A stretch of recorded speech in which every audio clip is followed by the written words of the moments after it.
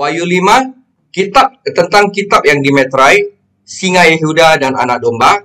Wahyu 5 ayat 1 sampai 14. Oke.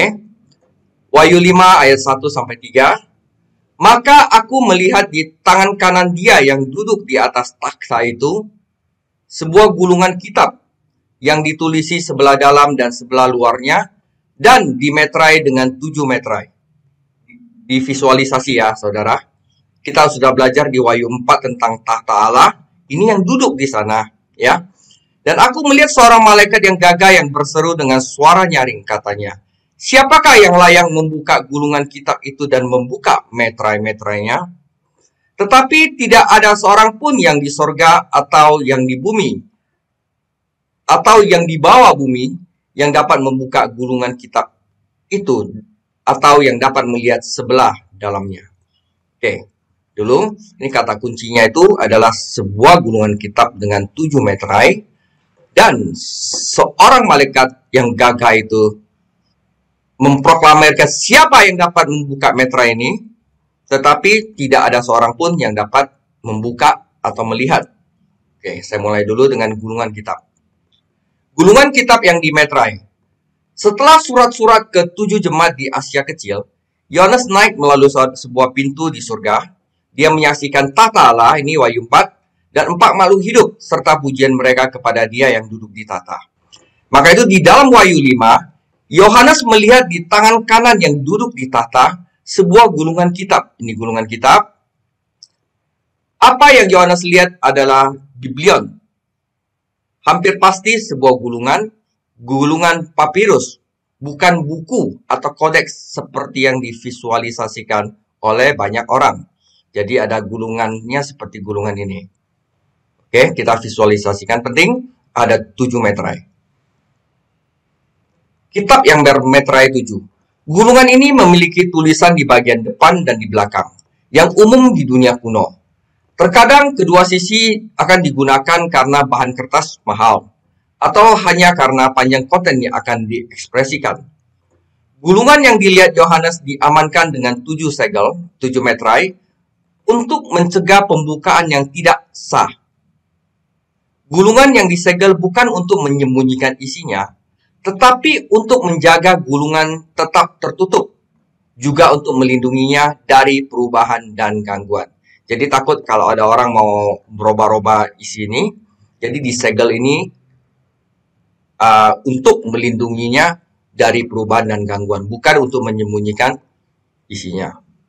Oke, ini ada kitab yang bermeterai 7. Nah, siapakah yang layak? Yohanes melihat Angelo Discuron atau yang namanya malaikat gagah. Ini seorang malaikat gagah yang bisa berarti salah satu dari malaikat berpangkat tinggi atau salah satu yang memiliki kekuatan dan kemampuan yang luar biasa. Malaikat itu berseru dengan suara yang kuat saat dia melakukan tugas khusus untuk menemukan seseorang yang layak untuk membuka gulungannya. Pesan keras itu dimaksudkan untuk didengar oleh semua orang di langit dan di bumi. Tetapi tidak ada seorang pun di surga ataupun di bumi yang bisa gagal mendengar panggilan malaikat yang perkasa ini. Suaranya dipastikan ke semua orang bisa mendengar, tetapi namun tetap tidak ada yang ditemukan untuk bisa membuka gulungan itu. Oke, jadi jelas yang bagian pertama ceritanya ada yang duduk di tahta, ada sebuah gulungan kitab yang ada 7 meterai. Seorang malaikat berkata siapa yang bisa layak untuk membuka, tetapi di atas surga, di bawah bumi tidak ada satupun yang bisa membuka gulungan itu. Oke, jelas ya. Nah, kita lanjutkan bagian 2, Wahyu 5 ayat 4 sampai 5. Maka menangislah aku dengan amat sedihnya. Ini Yohanes. Karena tidak ada seorang pun yang dianggap layak untuk membuka gulungan kitab itu ataupun melihat sebelah dalamnya. Lalu berkatalah seorang dari tua-tua itu kepadaku, jangan engkau menangis, sesungguhnya singa dari suku Yehuda, yaitu tunas Daud, telah menang, sehingga ia dapat membuka gulungan kitab itu dan membuka ketujuh meterainya. Pertanyaan pertama, mengapa Yohanes bisa menangis? Oke. Mengapa Yohanes menangis?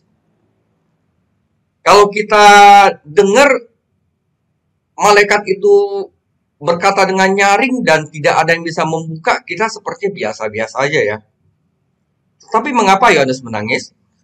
Banyak pembaca termasuk kita ini saat ini tidak memiliki reaksi yang kuat terhadap kata-kata ini.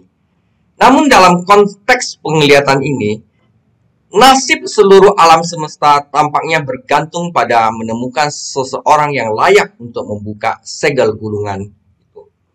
Jadi nasib dari seluruh alam semesta itu tergantung dari orang yang menemukan orang yang bisa membuka segel gulungan itu. Kita itu tidak mengerti dan tidak peka akan hal ini karena kita ada di duniawi. Saat itu Yohanes ada di surga, maka dia punya emosi pun, ya, sensasi dan emosinya pun berhubungan dengan realitas surgawi daripada persepsi alamiah. Karena itu selain itu, Yohanes mengalami sensasi dan emosi yang berhubungan dengan realitas surgawi daripada persepsi alamiah atau manusia yang normal. Karena itu dia menangis. Karena dia lihat kalau tidak ada yang bisa membuka itu, maka nasib alam semesta bagaimana? Dia sedih. Gitu. Ini mungkin kita tidak bisa rasakan, tapi Yohanes bisa rasakan karena dia ada di realitas surgawi. Mengapa yang duduk di tata itu tidak langsung aja membuka? Mengapa dia yang duduk di tata tidak membuka gulungan itu sendiri? Kita tidak diberitahu, tetapi pembukaan gulungan itu tampaknya mewakili semacam upacara di tahta surgawi. Adegan itu terhubung dengan penglihatan Alkitab yang direkam oleh Daniel dan Yesaya.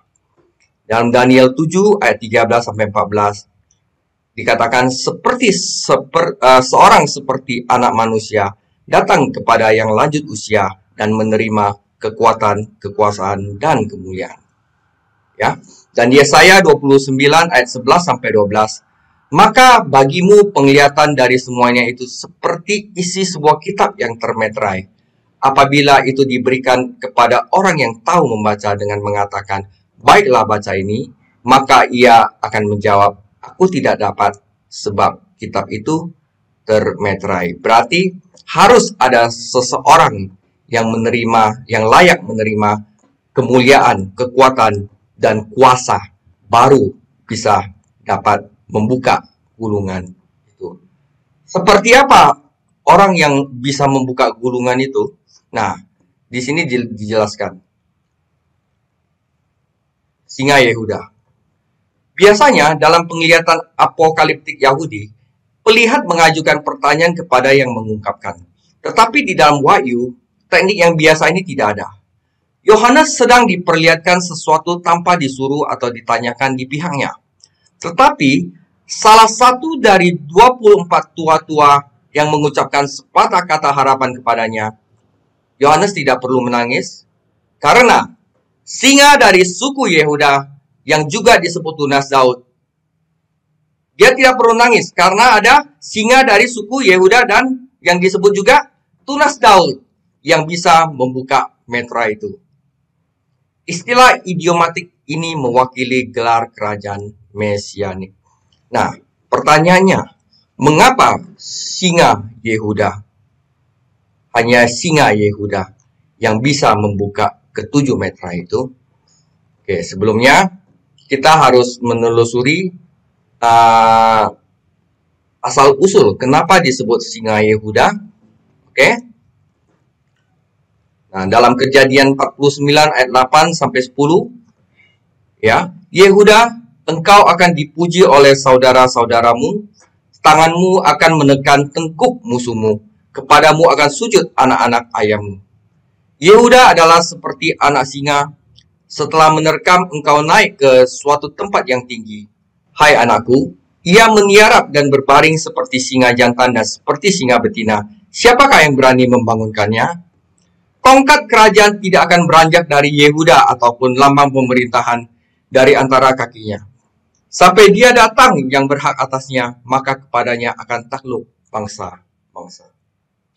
Pertanyaan saudara, pertama, mengapa singa Yehuda? Anak Yakub itu ada 12. Anak pertama itu Ruben. Kenapa bukan singa Ruben? Mengapa singa Yehuda? Ruben adalah anak sulung dari ke-12 putra Yakub. Namun Yehudalah yang diakui sebagai pemimpin dan penguasa saudara-saudaranya. Berkat Yakub membandingkan Yehuda seperti seekor singa dan berbicara tentang pemerintahan yang tadi ya. Bagaimana dan mengapa Yehuda menjadi yang terdepan di antara saudara-saudaranya, alih-alih sebagai anak sulung Ruben? Oke, ceritanya harus dijelasin dari awal. Harap saudara bersabar dan menikmati cerita ini ya. Ketika saudara-saudara Yusuf berencana untuk membunuh Yusuf, waktu saudara-saudara Yusuf itu iri hati terhadap Yusuf, Rubenlah yang meyakinkan mereka untuk tidak membunuhnya. Dia menyarankan untuk membuangnya ke dalam lubang, dan Ruben berencana untuk balik kembali untuk menyelamatkan saudaranya Yusuf. Nanti, Kejadian 37 ayat 22. Namun Yehuda lah yang kemudian mengusulkan ide yang lebih menguntungkan dengan menjual saudara mereka Yusuf sebagai budak. Kejadian 37 ayat 26. Dan memang Yusuf ternyata menjadi budak. Oke? Yehuda yang suruh jual sebagai budak.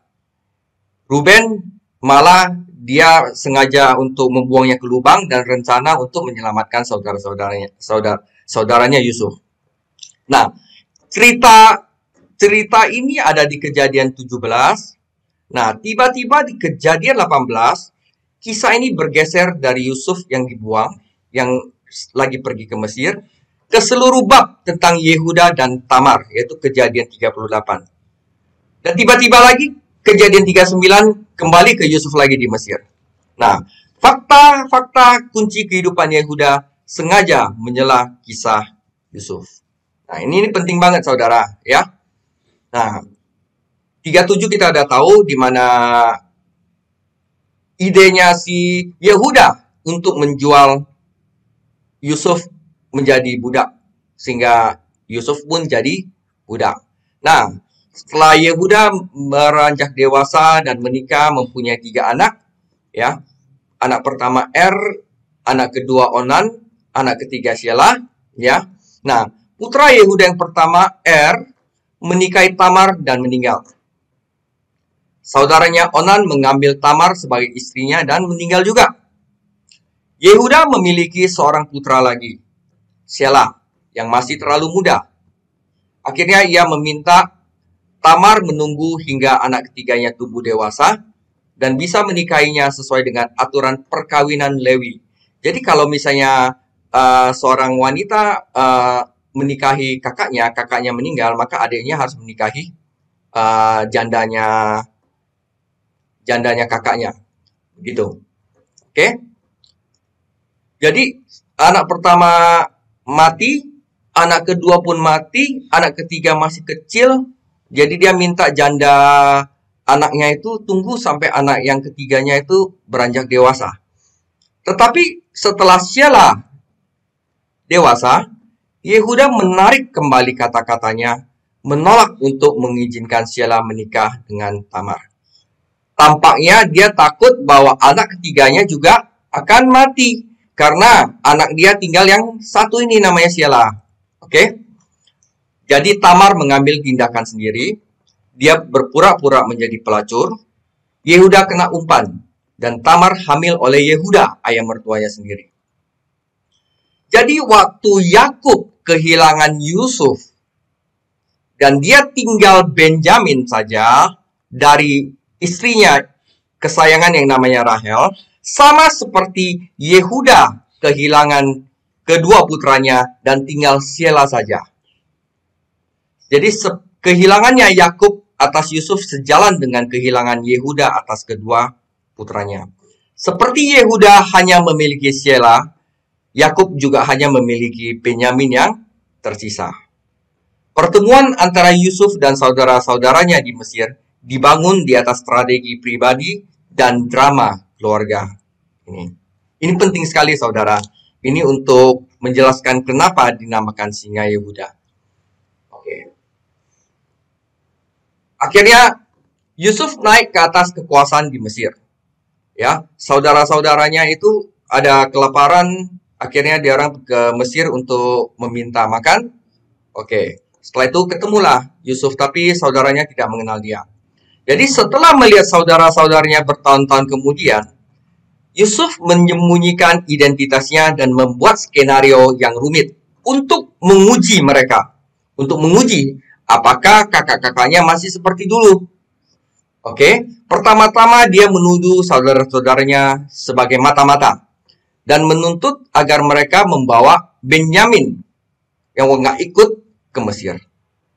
Yusuf berencana menjebak Benyamin atas kejahatan yang akan membawa hukuman yang mengerikan dan mengamati respon atau tanggapan dari saudara-saudaranya.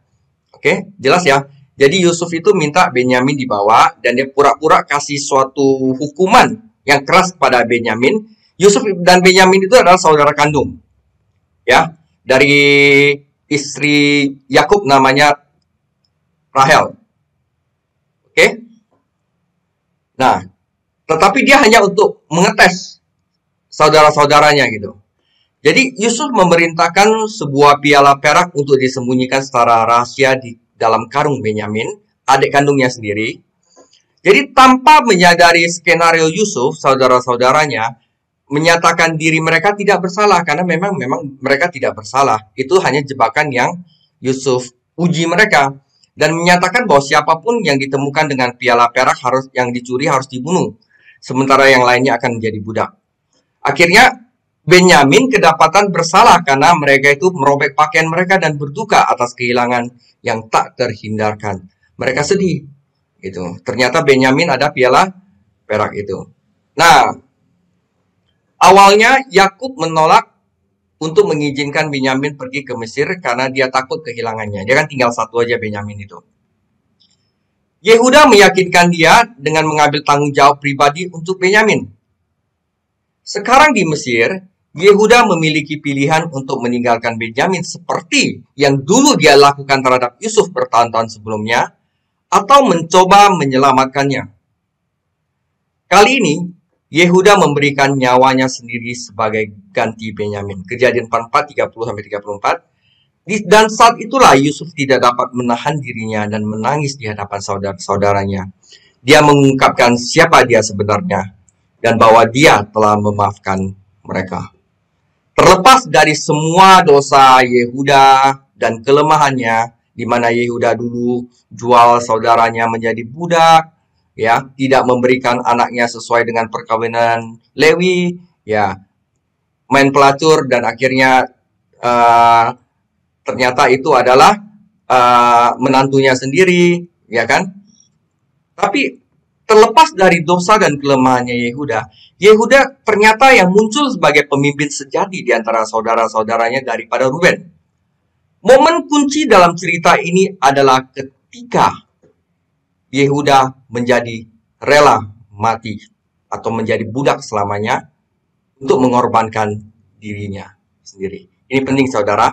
Momen kunci dalam cerita ini adalah ketika Yehuda menjadi rela mati, menjadi budak selama-lamanya untuk mengorbankan dirinya untuk orang lain. Jadi saya kasih judul, Yehuda berkorban demi Benyamin. Berarti Yehuda bukan orang yang dulu lagi. Yehuda sudah bertobat dan bahkan dia bisa berkorban demi Benyamin. Nah, oke. Jadi kenapa dia dikatakan adalah singa Yehuda? Kenapa Yehuda yang terpilih menjadi pemimpin? Karena dia punya sikap ini, rela mati, memberikan nyawanya kepada orang lain. Ini yang paling penting. Nah, oke, kita lanjut ke Wahyu 5 ayat 6-7 dulu. Maka aku melihat di tengah-tengah tata dan keempat makhluk itu, dan di tengah tua-tua itu berdiri seekor anak domba, seperti telah disembelih, bertanduk 7 dan bermata 7. Itulah ketujuh roh Allah yang diutus ke seluruh bumi. Lalu datanglah anak domba itu menerima gulungan kitab itu dari tangan dia yang duduk di atas tahta. Ketika ia mengambil gulungan kitab itu, tersungkurlah keempat makhluk dan ke-24 tua-tua di hadapan anak domba itu, masing-masing memegang satu kecapi dan satu cawan emas penuh dengan kemenyan. Itulah doa orang-orang kudus. Saudara, siapakah singa Yehuda yang hanya bisa membuka gulungan itu? Jawabannya mengejutkan. Singa Yehuda adalah anak domba yang disembelih. Mengapa dia bisa menjadi singa? Karena dia duluan menjadi anak domba yang disembelih. Mengapa Yehuda bisa menjadi pemimpin? Karena dia rela mati, memberikan dirinya menggantikan Benjamin. Itu adalah suatu sikap yang sangat-sangat ilahi banget. Jadi, untuk menjadi singa, harus jadi domba dulu. Harus jadi domba yang disembelih dulu, baru bisa jadi singa. Ya, gambar berubah secara tiba-tiba. Singa sebenarnya adalah anak domba. Kedekatan singa anak domba dengan tahta Tuhan ini perlu diperhatikan. Dia yang menang adalah di tengah tahta, di tengah empat makhluk yang bergerak, di tengah tua-tua yang menyembah Allah.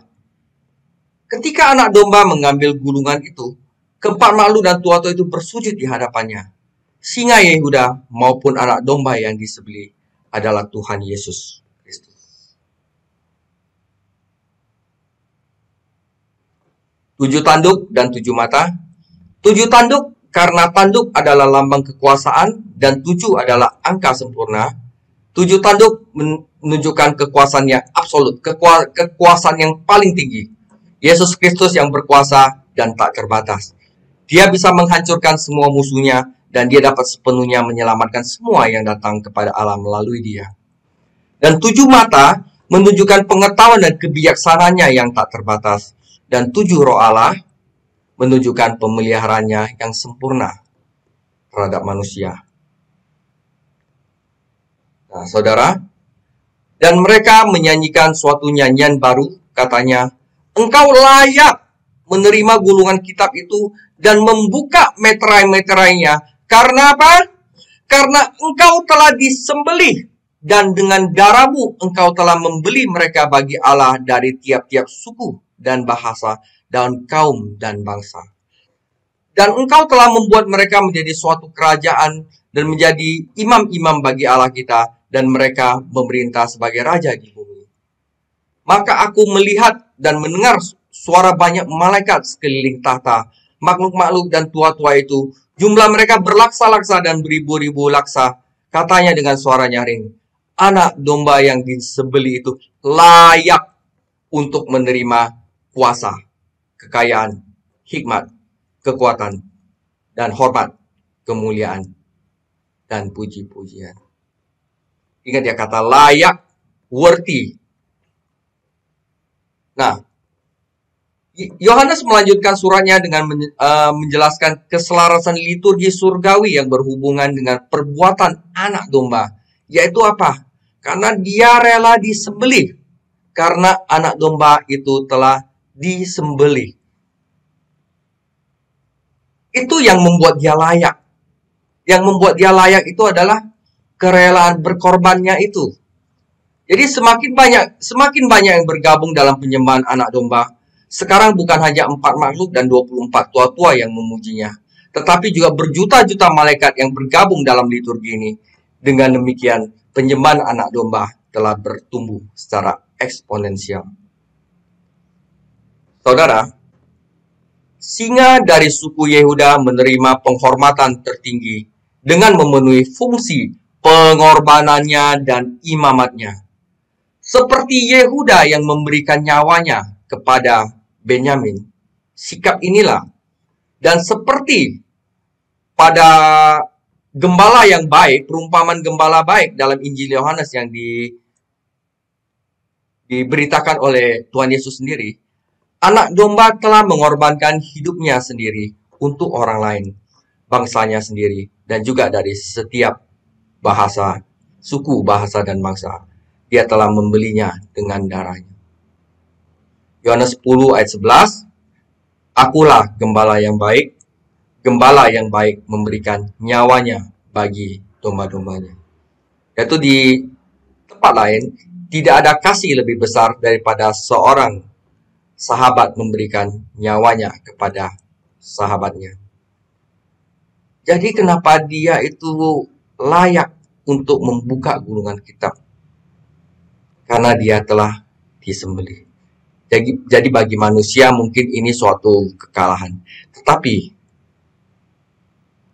di mata surgawi, pengorbanan kita terhadap orang-orang lain itu dinilai sangat tinggi sekali, saudara.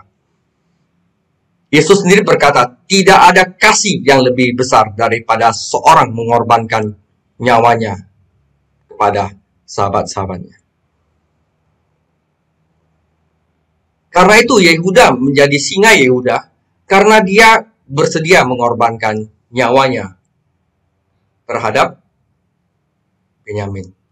Seperti gembala yang baik memberikan nyawanya bagi domba-dombanya.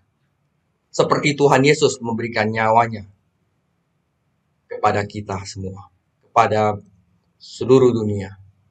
Karena itu, dialah yang layak membuka gulungan kitab yang bermeterai 7 itu. Dan layak menerima segala hormat, pujian, kemuliaan, kekayaan, hikmat, sampai selama-lamanya. Nah, pertama kan yang bernyanyi itu adalah hanya makhluk tua, empat makhluk dan tua-tua. Setelah itu kan bergabung juga berlaksa-laksa malaikat untuk bernyanyi. Anak domba yang telah disembelih itu layak untuk menerima kuasa, kekayaan, hikmat, dan kekuatan, dan hormat, dan kemuliaan, dan puji-pujian. Ya. Nah, setelah itu, dalam Yohanes Wahyu 5 ayat 13-14, ditambah lagi, dan aku mendengar semua makhluk yang di sorga, dan yang di bumi, yang di bawah bumi, yang di laut, dan semua yang ada di dalamnya, alam semesta, segenap alam semesta berkata, bagi dia yang duduk di tahta dan bagi anak domba adalah puji-pujian, hormat, dan kemuliaan, dan kuasa sampai selama-lamanya. Dan keempat makhluk itu berkata, amin. Dan tua-tua itu jatuh tersungkur dan menyembah, saudara. Dan terakhir itu adalah singa Yehuda adalah anak domba, dan anak domba adalah Yesus Kristus sendiri. Karena Yesus Kristus telah rela berkorban untuk kita. Nah, setelah pujian ini, penyembah terus bertambah sampai ke seluruh alam semesta. Kata amin ini berarti benar, terjadilah, pasti. Tentu saja merupakan salah satu kata Ibrani yang paling terkenal di seluruh dunia. Ini berkaitan dengan kebenaran yang dapat diverifikasi, stabilitas, kekekalan. Sebelumnya dalam surat Yohanes, ini adalah surat kepada jemaat di Laodikia. Imam besar di surgawi sendiri menyebut dirinya sebagai yang amin. Sebut amin, Wahyu 3 ayat 14.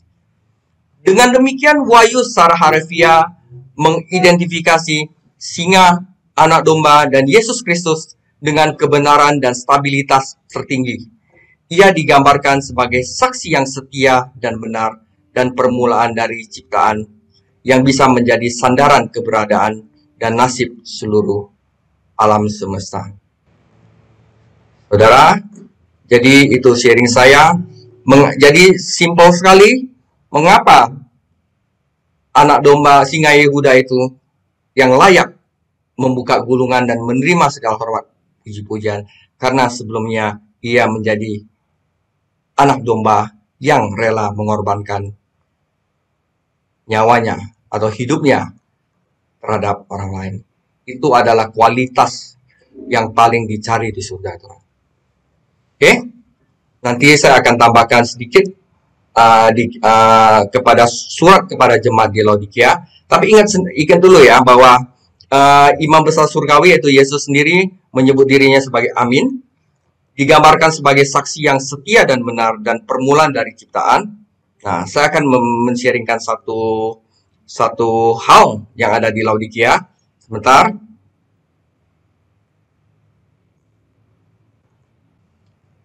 Ini ya. Ingat surat kepada Laodikia yang som-som kuku. Dan tuliskanlah kepada malaikat jemaat di Laodikia, inilah firman dari Amin, saksi yang setia dan benar, permulaan dari ciptaan Allah. Kita juga disuruh menang di sini, di Laodikia. Dan yang terakhir, saudara, ya, barang siapa menang, ia akan kududukan bersama-sama dengan aku di atas tahtaku. Tahtaku yang mana? Yang ada di Wahyu 4 dan Wahyu 5. Sebagaimana aku pun telah menang dan duduk. Mengapa Yesus menang? Karena dia rela mengorbankan dirinya kepada orang lain dan duduk bersama-sama dengan Bapakku di atas tahtanya. Maka kita yang menang juga akan duduk di atas tahta itu bersama-sama dengan Tuhan Yesus.